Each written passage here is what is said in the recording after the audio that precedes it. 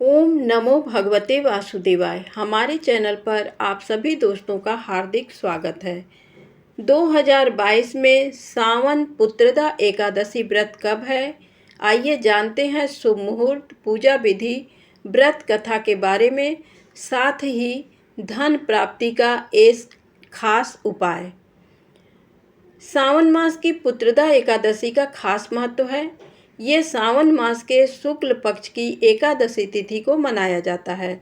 इस बार सावन मास की पुत्रदा एकादशी का व्रत 8 अगस्त सोमवार को रखा जाएगा। पुत्रदा एकादशी के दिन भगवान विष्णु की पूजा का विधान है। धार्मिक मान्यता है कि पुत्रदा एकादशी का व्रत रखने से संतान के कष्ट दूर हो जाते हैं। साथ ही इस व्रत के प्रभाव से जो संतान की कामना के लिए बहुत समय से प्रयासरत हैं, उन्हें पुत्र रत्न की संतान की प्राप्ति होती है। आइए जानते हैं पुत्रदा एकादशी व्रत का शुभ मुहूर्त, पूजा विधि और कथा के बारे में, साथ ही एक उपाय। सावन मास की पुत्रदा एकादशी का व्रत 8 अगस्त को रखा जाएगा। एकादशी तिथि का आरंभ 7 अगस्त को सुबह 11:50 से शुरू है। एकादशी तिथि की समाप्ति 8 अगस्त को सुबह 9 बजे होगी। पुत्रदा एकादशी व्रत का पारण 9 अगस्त मंगलवार को सुबह 6:07 से 8:42 तक किया जा सकता है। सावन पुत्रदा एकादशी के दिन सुबह ब्रह्म मुहूर्त में उठकर स्नान करें, साफ स्वच्छ वस्त्र धारण करें। इसके बाद पूजा स्थान पर भगवान विष्णु की प्रतिमा के सामने दीपक जलाएं। हाथ में जल पुष्प लेकर व्रत का संकल्प लें। भगवान विष्णु की पूजा में फल, फूल और तुलसी के पत्ते का भोग अवश्य लगाएं।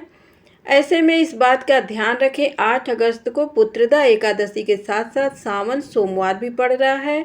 भगवान विष्णु की पूजा के साथ साथ भगवान शिव की पूजा भी अवश्य करें। शिवलिंग पर जल अर्पित करें। इस दिन एकादशी के दिन सबसे पहले गणेश भगवान का पूजा करके श्रीहरि विष्णु भगवान, माँ लक्ष्मी की पूजा, भगवान शिव की पूजा, माँ पार्वती की पूजा अपने मंदिर में कर लें। उसके बाद आप मंदिर में जाएं, भगवान शिव को जलाभिषेक करें। और आज के दिन एकादशी के दिन एक खास उपाय आप कर सकते हैं। भगवान शिव को श्री हरि, भगवान राम का नाम आप सभी जानते हैं, उन्हें बेहद प्रिय हैं। इस दिन आप 21 बेलपत्र पर श्री हरि का नाम लिखकर और भगवान के शिवलिंग पर चढ़ा दीजिए। वहाँ चढ़ाने के बाद भगवान शिव का पूजन अर्चन करने के बाद, आरती करने के बाद, उसमें से 21 बेलपत्र जो आपने श्री हरि का नाम लिखकर, श्री हरि का नाम लिखकर जो आपने शिवलिंग पर चढ़ाया है, उसमें से एक बेलपत्र अपने साथ लेकर घर पे आना है और उसे पूजा स्थान पे रख दीजिए। आप देखेंगे इससे आपके घर में माँ लक्ष्मी की कृपा सदैव बनी रहेगी। श्री हरि के साथ माँ लक्ष्मी का वास हमेशा के लिए बना रहेगा। आप इसे अवश्य करें, ये अचूक उपाय है। व्रत के दिन संयम और नियम पर विशेष ध्यान दें। एकादशी के अगले दिन ब्राह्मण भोजन कराएं, ब्राह्मणों को दक्षिणा दें, गाय को हरा चारा दे सकते हैं। एकादशी के दिन किसी को दान दक्षिणा देने के बाद ही पारण किया जाता है। आइए एकादशी व्रत की कथा को जानते हैं। पद्म पुराण की कथा के अनुसार द्वापर युग में महिष्मतिपुरी का राजा महिजित बेहद शांत और धर्म प्रिय था, लेकिन उसका कोई पुत्र नहीं था, जिसको लेकर वह बहुत चिंतित रहता था। कहते हैं कि राजा के शुभचिंतकों ने ये बात महामुनि लोमस को बताई, जिसके बाद महामुनि ने बताया कि पिछले जन्म में राजा द्वारा बहुत अत्याचार किया गया है। एक बार एकादशी के दिन दोपहर के वक्त नदी के किनारे पहुँचे एक गाय को रोककर खुद पानी पीने लगे। राजा का ये कर्म धर्म के विपरीत था। हालांकि पूर्व जन्म के कुछ पुण्यों की वजह से राजा तो बन गए, लेकिन उस एक पाप के कारण संतान विहीन है। राजा के शुभचिंतकों ने महामुनि से पुत्र प्राप्त का उपाय पूछा।